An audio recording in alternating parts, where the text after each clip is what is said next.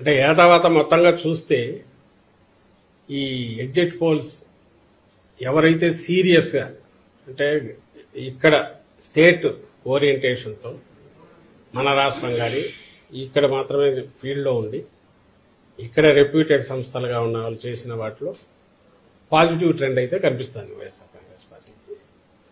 ఇంకా ఢిల్లీలో కూర్చొని పార్లమెంట్ యాజ్ ఏ యూనిట్గా తీసుకొని 100-200 శాంపుల్స్ వాళ్ళు ఎక్కడెక్కడ ఫోన్ల మీద తీసుకుంటారో ఎట్లా అలాంటి వాటిలో కొంత బీజేపీకి అడ్వాంటేజ్ ఇవ్వాలనే ఒక ముందే టార్గెట్ పెట్టుకొని చేసినట్టు అనిపిస్తుంది. సో ఏది ఏమైనా ఇంకా 48 అవర్స్ ఈ మనకు ఈ టైంకు ఐ థింక్ ఎల్లుండి మొత్తం ఈవీఎంలన్నీ ఓపెన్ అయిపోయింటే రిజల్ట్ కూడా ఆల్మోస్ట్ తెలిసిపోయి ఉంటుంది. పాయింట్ వచ్చి ఇక్కడ ఏదంటే మళ్ళీ ముందు నుంచి మేము చెప్తున్నదే మళ్ళీ చెప్తున్నాం. ఈ 5 ఏళ్లలో మా ప్రభుత్వం జగన్మోహన్ రెడ్డి గారి ప్రభుత్వం జగన్మోహన్ రెడ్డి గారు వ్యక్తిగతంగా ఆయన ఒక నాయకుడిగా ప్రజల్లోకి పార్టీని తీసుకెళ్లినంతగా కానీ లేదా ఒక కొత్త రకం విప్లవాత్మకమైన మార్పులు తీసుకురావడం కానీ వేటి ద్వారా అయితే పేదలందరూ కూడా బాగా లబ్ధి పొందారో ఆ లబ్ధితో ఆర్థికంగా వెసులుబాటే కాకుండా సాధికారత కూడా సాధించుకున్నారు. వాళ్ళందరూ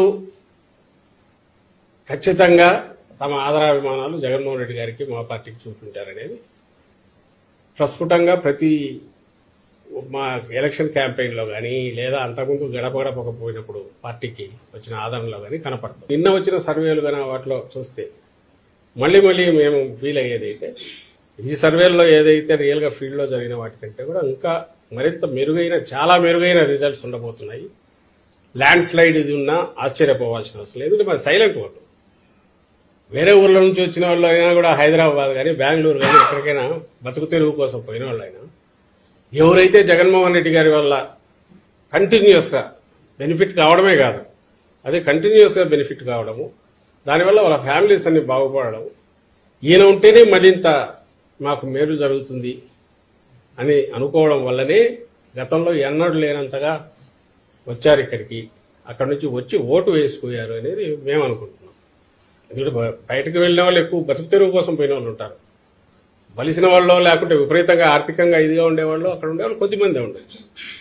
అలాగే మహిళలు పేద మహిళలు వాళ్ళంతా వాయిస్ రైజ్ చేసి గట్టిగా అనకపోవచ్చు. వాళ్ళ ఓటు హక్కు ద్వారా వాళ్ళ ఓటు హక్కు వినియోగించుకోవడం ద్వారా ఆ తీర్పు ఇప్పటికే చెప్పి ఉంటారు. అది ఈవీఎంలో ఉంది కాబట్టి సేమ్ ది రిఫ్లెక్ట్ అవుతుంది రేపు కౌంటింగ్లో అనేది గట్టిగా నమ్ముతున్నాం. ఇంతగా ఎందుకు చెప్తున్నామంటే ఈ ఎగ్జిట్ పోల్స్ పేరుతో కన్ఫ్యూజన్ క్రియేట్ చేయడానికి చేసే ప్రయత్నం కానీ ద్వారా రేపు కౌంటింగ్లో కొంచెం ఏదన్నా వాళ్ళకు పై చేసుకోవాలనే ప్రయత్నం చేసే కుట్రలు ఏమైనా పంపుతున్నారేమన్న అనుమానం ఉందని చెప్తున్నాము.